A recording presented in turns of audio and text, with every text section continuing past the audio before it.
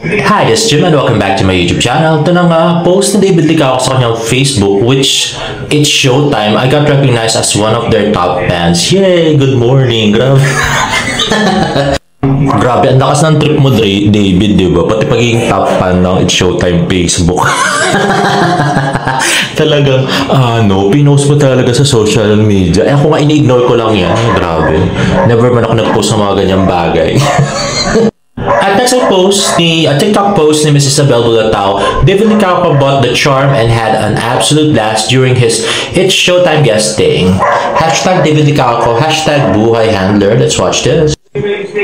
Uy, grabe to, boss. Buhay si David. Grabe. Ba't nakahiyan, no? Talagang, talagang nilulok niya lahat ng kahiyan. Game na game naman si David. Grabe. Ay, nako.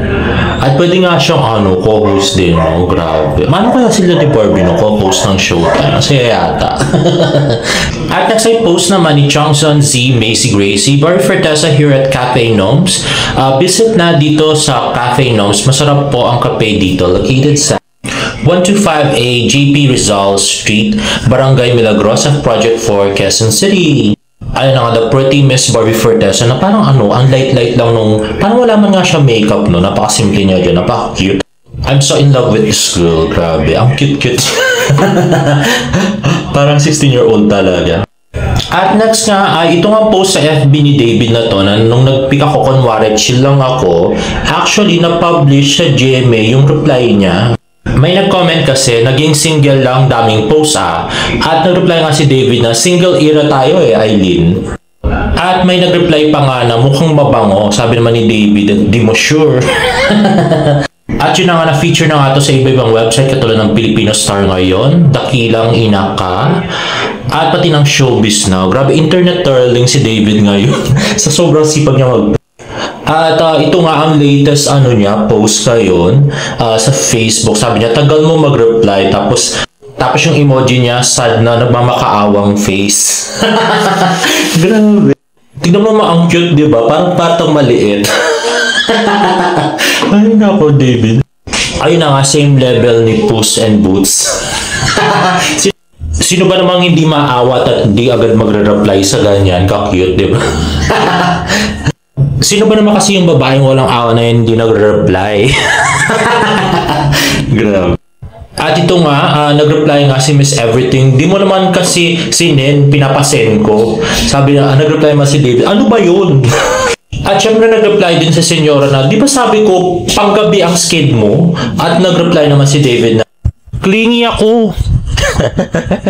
At ito nga na-feature siya sa GMA News, sabi, POB, nakatulog ka tapos nagtampo na ang baby mo. Tagal mo mag-reply. Yan ang naging saad ng caption ng Pambansang Ginoo na si David Licao sa kanyang social media post ngayong hapon. Sino kaya ang hindi agad nakapag-reply sa Pambansang Ginoo?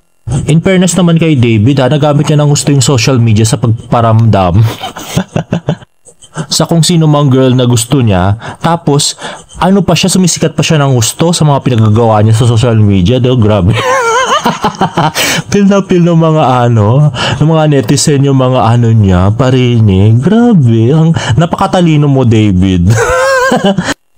At tweet nga ni Alka Muning, hoy David, kaloka ka, panay chill post ka, may pinaglalaban ba at pinatutunayan? Why am I feeling kilig for Barda? Wala pang 3 months, this is wrong. At tweet nga ni Suko na sa 2025, I don't know about you guys, pero ang bango ni David Licao, hindi niya ginagamit si Barbie. He never mentioned her name during its showtime. Kung meron man, siguro once lang. And may hiya siya. As for now, he smells like a green flag. Unlike yung iba dyan, ginagamit lang ang leading lady parang sa sariling fame. At next naman ay post ng Kapuso Global Channel. So, sabi ng Kapuso Global Updates, pulang araw is Trendrod's Top Philippine TV Show of 2024. Entertainment blog site Trendrod picked their top 40 Philippine TV shows last year. 15 out of 40 shows are from GMA. They picked the biggest historical family drama series, Pulang Araw, as their best Pinoy TV show of 2024. Congratulations! Ayun na nga, favorite nyo yung Pulang Araw. At next guys, ay post ni Pretty Angel Shop. Good Drip Coffee now available at Pretty Angel Shop. Kasama si David. Let's watch this. Hey guys, it's David Licauco at ito ang Good Drip. Available na sa Pretty Angel Shop. At next nga sa mga nagsasabing nagluluksa si Jack Roberto dahil sa breakup. Hindi po totoo yan dahil nagpapakasasya siya ngayon. Nagsascuba diving at nakasama niya pa si Bini Aya. Ayun nga, napakagandang si Bini Aya. At yun na nga guys, actually tawang-tawa talaga ako nung pinost ni David tong sad face tapos tagal mo mag-reply. So yun na nga, sad face siya doon sa taping niya sa vegan kasi sila Sanya lang naman yung kasama niya. Wala siyang kwenta, wala naman siyang pakikay Sanya, no? Kumbaga medyo pinapasinwalingan to yung mga bali-balita na yun nga may gusto siya kay Sanya kaya kinuha niya yung project, mga ganon-ganon. Hindi totoo. At saka hanggang ngayon nakita nyo hindi pa nag-post si Sanya at saka yung mga sila Jay Ortega nakasama nila si David Licauco doon sa taping sa vegan, di ba? So hindi na masaya agad si David. Ang niisip niya yung ka-text niya na hindi pa nag-reply, grabe. And lastly, meron nga tayong Barda Chismis. So eto guys, sa akin nyo lang naririnig to. Ako lagi lang una-una nagbabalita ng mga bagay-bagay. Masyado kayo spoiled sa akin. Well, anyway. Eto na nga ang chismis. So, yun daw bahay ni Barbie Fortesa ngayon ay pinuputak din ng mga paparazzi. Grabe. Mga journalist paparazzi na kinukunan nga yung si Barbie Fortesa, inaantay nila kung sino ang darating doon na siguro manliligaw or something kasi nga 'di ba merong bali-balita na fake news lang daw yung breakup ng Jack B. So tinitingnan nila kung pupunta doon bigla si Jack at syempre mapapatunayan nga naman na fake news yung kanilang breakup, 'di ba? At lang to promotional stunt para pasikatin ang Barda, which is not, I believe it's not true. Next naman ay hinihintay nga nila kung meron nga bang mga manliligaw si Barbie na darating, like mga mayaman, mga sikat, ganon. Baka si David biglang dumating, mga ganon.